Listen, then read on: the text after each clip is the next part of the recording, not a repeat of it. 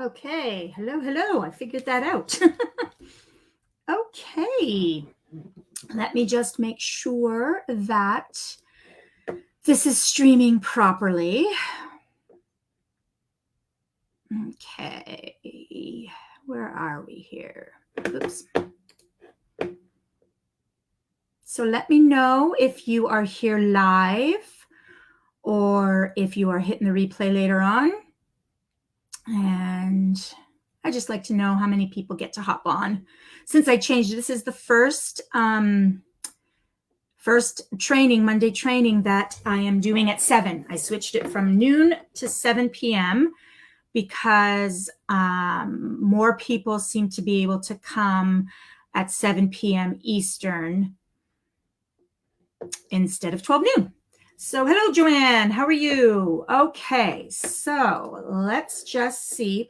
Okay, so now I don't know if you can see the instructions, but I guess on StreamYard here, because I'm streaming through an app called StreamYard, I can click on someone's comment and it will show up on the screen, the comment itself. But you have to give StreamYard permission.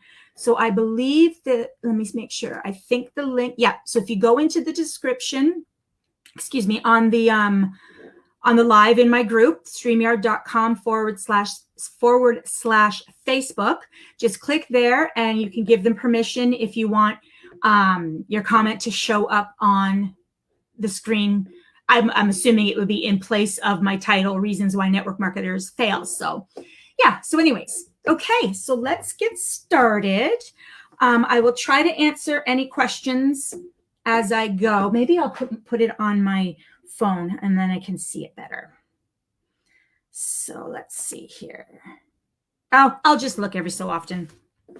Okay, so reasons why network marketers fail, or why fail in network marketing.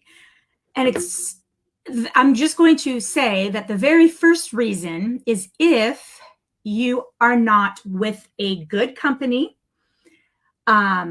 meaning they are, their reputation is good for one thing, their products are good, the owners are on the up and up, the comp plan is good, all of that. So that is the number one thing you need to know. You need to make sure first that the company is a reputable company, that their comp plan is a decent comp plan, or else you could be growing your team forever and still not make money because their comp plan sucks. So that would not be good. Okay, so that is one main reason, that although that's not even part of my 30 reasons here. So where am I here? Okay. So number one, they have no mentor to help guide them. Now, usually the person you sign under would be your mentor. But oftentimes you don't know whether that person is going to be a good mentor or not until you actually sign on. So I once signed under a lady in a company. And once I signed on, I never heard from her again. So I had absolutely no idea. This was my very first foray into the network marketing industry. So I had no idea how to even start. And once I signed on under her, she never popped in to welcome me. She never sent me any onboarding stuff. She never did anything. So needless to say, I kind of didn't do anything. I bought my product and I used it, but I didn't promote it because I had no clue. So then my link expired because I didn't do anything with it. So after about a year, I think it expired. And then I just came across someone else in the same company and I followed her for a bit on Instagram and she resonated with me. I could tell she was passionate about the product and what she was doing.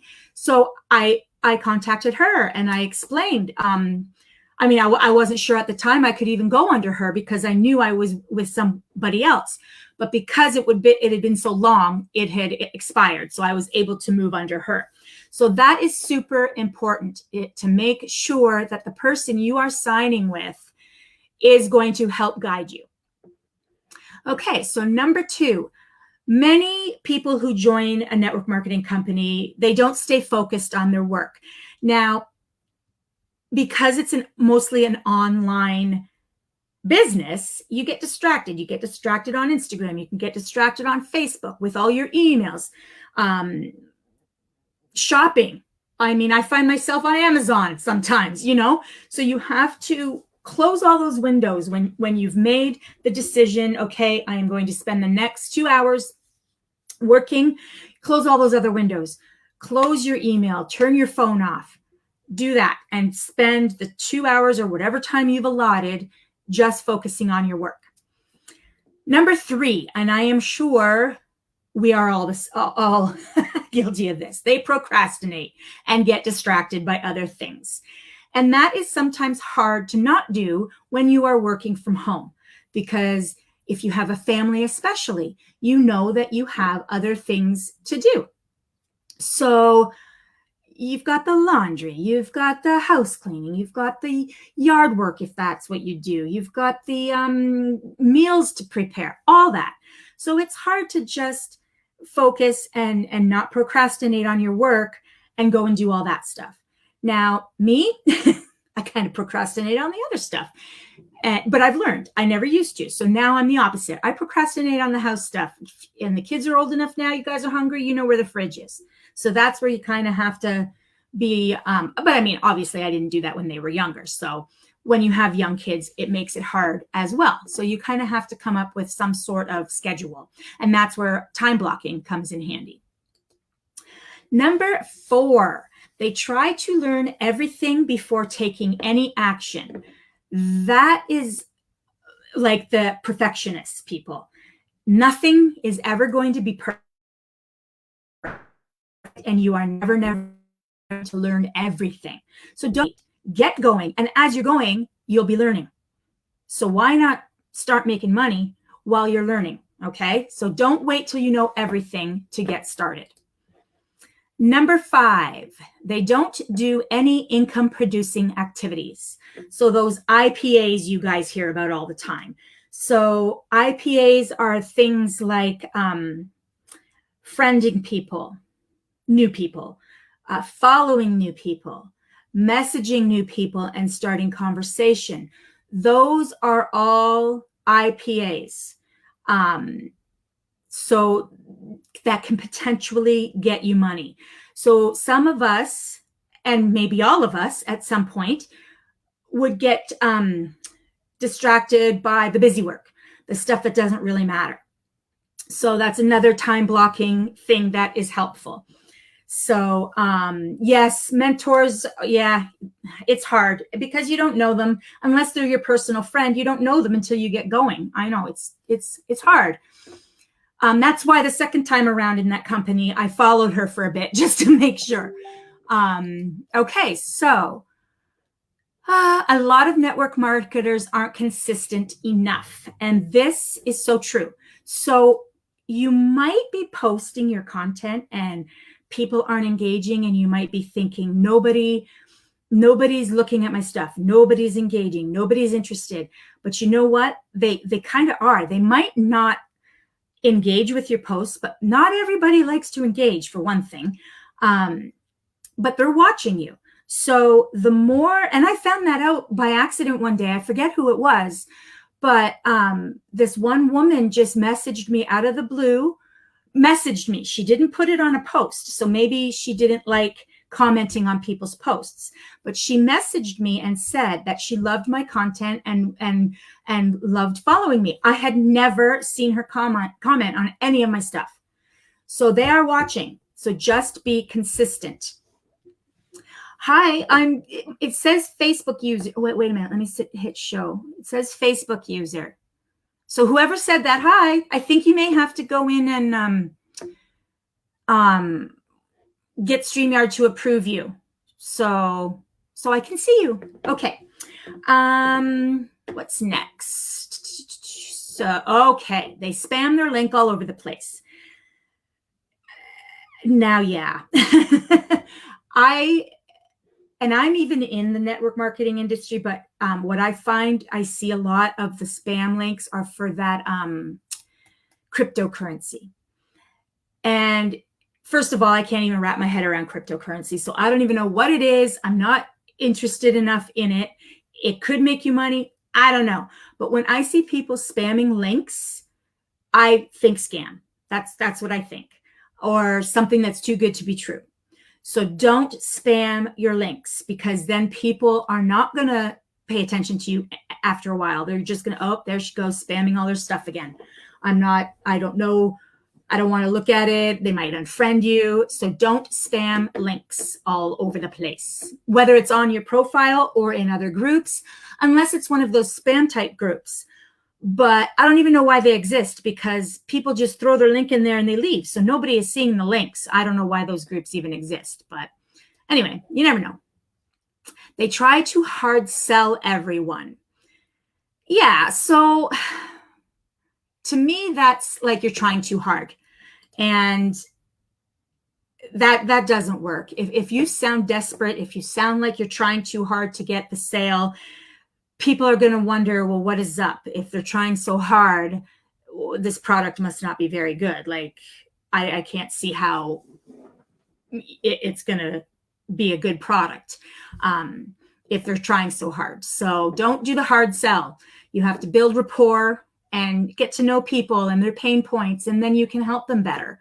So no hard selling.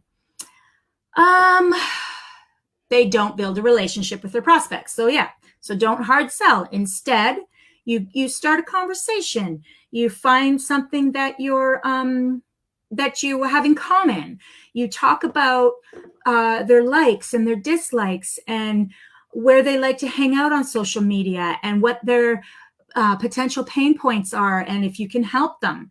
And then people feel more like you care, instead of just a number on your sales sheet, so build rapport. And a lot of network marketers don't do that, because, which brings me to number 10, they try to pitch their opportunity first. So yeah, so instead of talking to them to see if they would even be a fit for the opportunity, they just do the hey girl message. Hey girl, I've got this great opportunity, biz op. You wanna hear about it? Well, I don't know you from a hole in the wall, so why would I want to? So yeah, don't pitch your business opportunity right away. And another note on that, I also find, hi Alice, how are you? I also find sometimes if you just go for the product first, your product is going to speak for itself. So once people hop in as a customer and start using the product, a lot of them that will be very interested in the business will eventually do the business. So that's my thoughts. I prefer to offer the product first as opposed to the biz op. And that's how I kind of got into my one company, is I tried the product first. And then it's like, well, this is awesome. So that's how I like to do it. I find it easier that way. Okay, a lot of them don't build an email list, which is a huge mistake. A mistake that I did as well. And I think I talked about this in another training in the group, I believe. I can't remember if I did, but having an email list is super important, because you own your email list. You do not own your social media. So you don't own the people who follow you on Instagram. You do not own the people who follow you and friend you on Facebook. You don't own the people who are following you on LinkedIn and so on, even YouTube, probably TikTok, even though I think that's going by way of the whatever. You don't own anything on social media. So if Facebook decided to one day say, I don't feel like doing this anymore. If Mark Zuckerberg said, this is too much of a headache for me anymore, I'm shutting it all down. There goes all your people that you've talked to. So if you could start an email list and start funneling those people into an email list, if something should happen, and it has, like what happens if you get kicked off Facebook for a few days or whatever, things happen, then you still have your list of people. So that's another reason. They don't position themselves as the leader when influencing prospects. So you need to position yourself as the leader so that people will come to you as opposed to someone else. So I'm not saying to go ahead and lie about stuff, but if you want people to be on your team as opposed to someone else, then you need to be proactive. You need to be talking about things that relate to your product. You need to know what you're talking about. And I'm not saying to get all scientific nitty gritty because people don't want to hear that. They just want to know what or how I should say your product can help them. And they don't want the scientific data. They just want to know that it can help them and in what capacity. So help them. Be that person that helps them as opposed to the next person who's just going to pitch them right out the gate. Okay, they act desperate for the sale. So that goes in line with the hard sell. You're trying too hard. People can see right through that. So don't act like, oh my God, I need the sale. Don't act like that. People can feel that, and then they don't feel like what they're going to get is worth it. Like, yes, you want the sale. Yes, you need the money, but just act like it doesn't matter. Just act nonchalant. Okay, just say, I have this product. It can help you do such and such, and that's that. Don't say, do you want it? Do you want it? You know, like, don't just keep at it. Many of them don't focus on mastering a couple of marketing strategies instead of all of them. So you've heard the term a jack of all trades is the master of none. So what that means is if you are going to do Facebook and email, okay, because email, like I just said, is important. I would do any more text and email until those two you have got down pat and it's almost on autopilot. Then throw in Instagram, say. And then, because then once you get content for your email and your Facebook, you can start repurposing that same content for your blog, for your Instagram, for your YouTube, if you want to use all of those. And you don't have to use all of them by any means. Just make sure that the platforms you are on are the platforms that your ideal audience is on. Okay, so otherwise you'll be doing it all for nothing. So yes, Alice, people over profit for sure. And then the profit will come. Absolutely. They don't build a social media following. So for instance, I come across people in my group that say they don't have enough people to talk to. And then I go to their profile and I see that it's either, well, first of all, they've got, let's say, under 1,000 friends, like 200, 300, 400 friends. Or their profile is set to, I don't know the exact term, but it's set to where people can't friend them unless they know them. Because I've seen that a few times. I don't even know how to do that. So, yeah, I've seen it a few times where there is no friend button. So if anybody has seen that, let me know what that means, because I'm just assuming that it means that they've set their Facebook up for people so they can't friend them. So how can you expect to get customers and team members if your social media following is strictly people in your own circle and is small? You have to open it up. You have to bring people in that you don't know personally. That's what it's all about. So you have to grow a social media following. Okay, and this kind of relates back to the marketing strategies and the email. So relying on only one marketing strategy. So again, if say you're on Facebook and that's the only thing you do, what happens if Facebook shuts down? Or what happens if you get kicked off for whatever reason? Because who knows, right? You got nothing. So that's why you should either have another social media channel, although they all seem to be getting bought up by Facebook. So I don't know. So you should have another social media channel like Instagram, say, or LinkedIn even, or even better, an email list going. So that would be even better. They're not involved in team events and meetings. So yes, so most companies will have weekly meetings, weekly trainings, weekly whatever. And that's for their team members to get together and discuss whatever.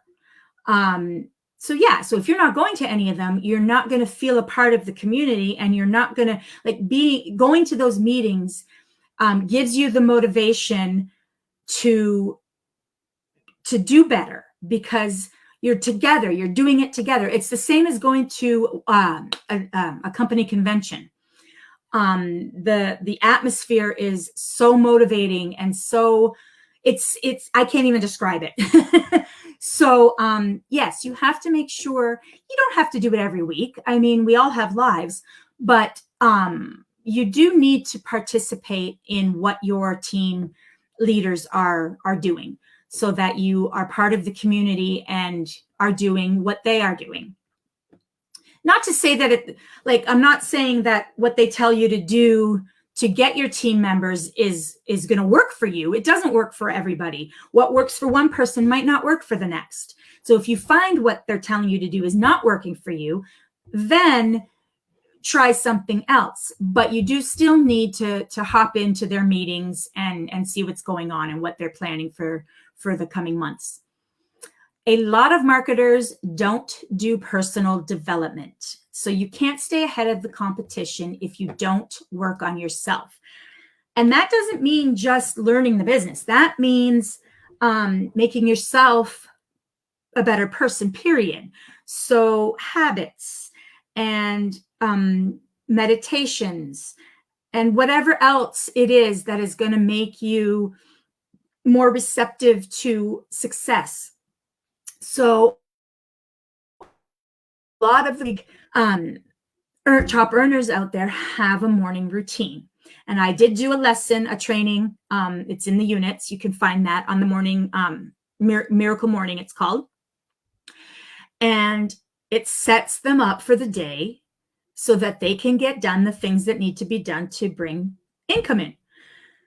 So a good morning routine is a good idea. And that's your personal growth, because you can do a meditation, exercise.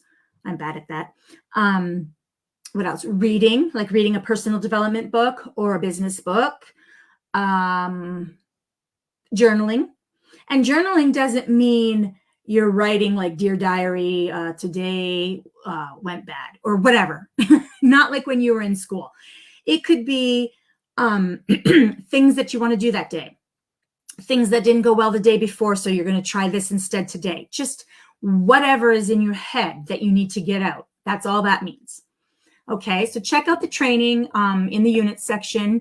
I believe it's just called, well, it's got Miracle Morning in it. I forget the exact title. They aren't focusing on a laser targeted market. And this is one main problem, is people in the network marketing industry think that their product is for everyone. Sure, it technically could be, but that's not going to get anyone. You're just going to be, because what you need to do is you need to speak to a specific niche.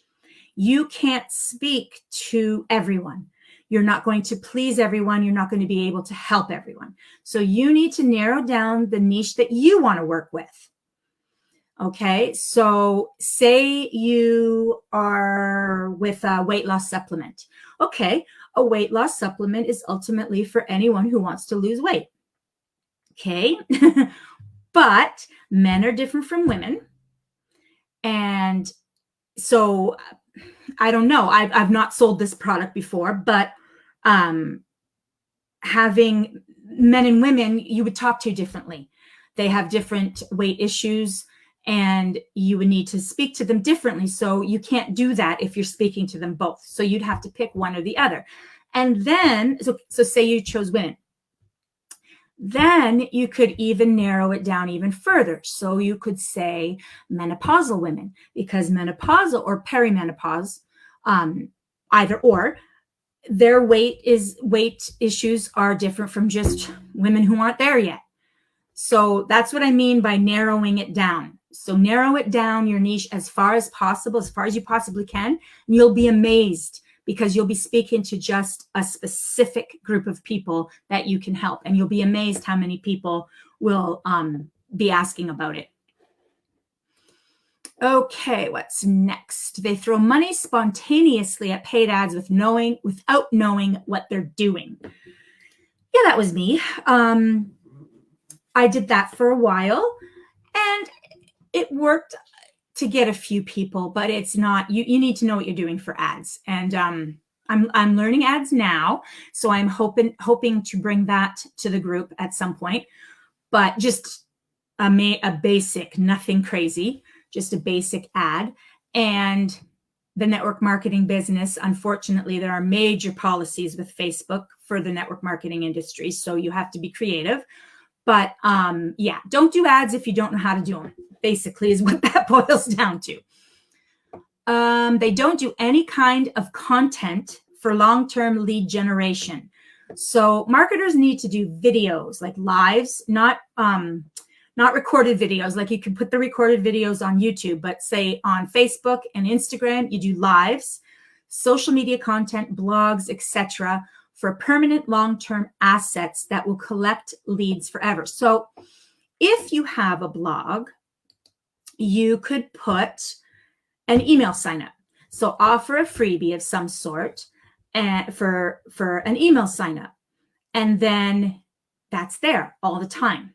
So whenever somebody is on your blog and they see that, that'll always be there. Same, you could even still consistently do that in your posts. If you want more content like this, hop in my email list, things like that. So something that is in the background, kind of gathering leads, so that you're not always having to search for fresh ones all the time. They don't test what they're using to create traffic, collect leads, and convert sales. So this is getting a little more than just beginner, but if you keep doing the same old and it's not working, well, it's not going to work. If it didn't work before, it's not going to work now, no matter how long that you do it. So if you are doing something, let's say you are going into Messenger and you're starting conversations to build rapport, and you're using a set sort of script, but people aren't responding. Well, don't keep doing it. If it's not working after the first few, it's most likely not going to work. So you need to try something new. So keep a journal on what you're doing to get leads and to try to convert them. And if after a few attempts it's not working, then you have to try something different. Don't keep at it. A lot of marketers don't pay attention to the statistics and analytics on their marketing campaigns. So that would be for email. So if you did create an email list and you started doing marketing campaigns every so often, be sure to set it up so that you can look at the analytics to see how many people clicked on the sales page link, or however you've set it up. See how many conversions. It sounds a little confusing, but again, I'm learning that as well, so I can share that soon too. And you don't need to make it difficult. It's just, a simple funnel that you can make through Aweber. Aweber has landing pages, and once you get going, it's super easy. So I will be doing that in the near future to help you guys figure that out too. They don't constantly do training and courses in marketing and business building. Yeah, you kind of have to, the learning will never end, because unfortunately, marketing is always changing.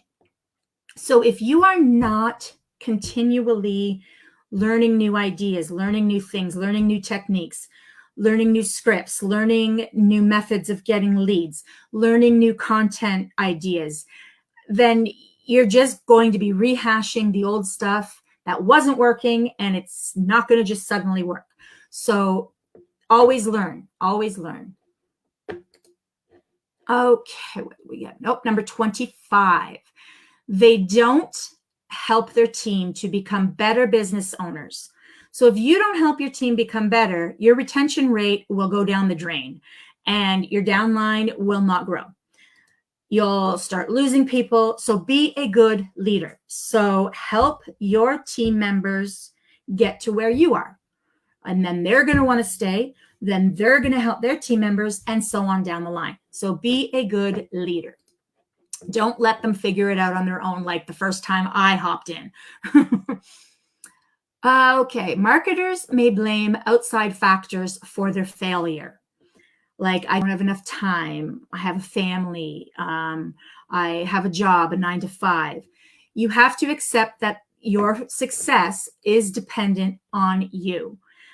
I've heard so many stories of people who have made it because they sacrificed something. So say they had, okay, so for instance, a common theme is the single mom.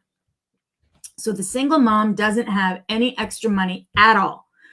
So this one story I heard was she basically started selling things that she didn't really need to get the money to buy the starter kit for her company so she could get going. So you will find a way to do it if you really want to. So if you find yourself making excuses about why you can't do it, then you don't really want to do it. So just keep that in mind. Network marketers tend to overcomplicate things. Yep. If you start to think that it's complicated, then just stop, because really it isn't. You're just, and us women, I think we have a tendency to overcomplicate things sometimes. I'll be the first to admit. So yeah, network marketing isn't hard. It's just a long game. And that's another thing you have to realize. It's a long game. So don't overcomplicate. Do the IPAs, do the things, and do it all consistently, and it will happen. They also don't scale up their business when they find something that works. So yeah, so I think that I'm not exactly sure what they mean by that, because scaling up their business when you find something that works, I guess if you find something that is working, that is bringing in the customers and the business builders. Okay. No, let's take, for instance, ads. So if you did get a handle on Facebook ads, which it is possible, and you spent, say, $5 a day, but it was bringing in the good leads. Well, if you just stayed at $5 a day, you're only going to get a couple leads a day if you're lucky at $5. Well, but if those 2 leads a day are quality leads and you're selling, then you go back and you up your daily spend to $10 a day. And then when that is going, 15, 20, and so on. So when you find something that's working, whether it's ads or emails or whatever, a marketing strategy that is working, keep upping it, upping it, so that you get more and more and more every day. Where are we? They don't have a why. What's the main reason for wanting to reach your goals in network marketing? So you must have a why. You can't just say, oh, I just want to do it, or I just want more money. Yeah, we all want more money, but why do you want more money? Write it down. Get as specific as possible. Think ahead. Think 6 months. What do you want in 6 months? What do you want in 1 year? What do you want in 3 years? What do you want in 10 years? Think big. And if you think it's outrageous, write it down anyways, because you never know. And number 30, they don't have a clear vision and plan for how to get to their goals. So if you don't have a plan for your goals and how to get there, how are you going to get there? You're just going to be running around in circles. So once you have your why, then you need to break that why down into smaller steps So when I say, okay, in 6 months, what do you want? So start with the 6 months. In 6 months, what do you want? Okay. So you've written that down. Now break that down into monthly, perhaps. What do you have to do monthly to get you closer to that goal? What do you have to, and then break down that month. What do you have to do weekly to get to that goal for the month? I hope I'm making sense. And then daily, and then so on. Okay. So that's how you create your goal setting and your strategies there. It takes a little bit of time because you're writing it out and you have to think about it and you have to plan, you have to get the calendar out and all that, but it's kind of fun. And it's the only way you're going to get there is if you have a clear plan. So I can help you with that. If anybody wants a little bit, a short strategy session about that, just shoot me a message. I'd be happy to set that up with you. So yeah, so that is 30 reasons why, but there are many reasons. Everybody has their thing, but just go through the checklist that I just, well, not the checklist, but each reason that I just went over, and be honest with yourself and become aware of what could be inhibiting you from becoming successful. Because once you are aware of it and once you acknowledge it, you can fix it. So if you are making excuses, be honest and say, I've been making excuses. What can I do to fix that? How can I really get into the business that I want to be in and get it going? So just be honest. If you're not honest, then it's not going to happen. Okay, so if you have any questions at all, just go ahead and comment. And again, if you want some help with a goal setting, a goal strategy, whatever session, just shoot me a message and I can help you. I'll let you know how you can get a free strategy session. All right. I hope this was valuable to you and we will talk soon. Bye.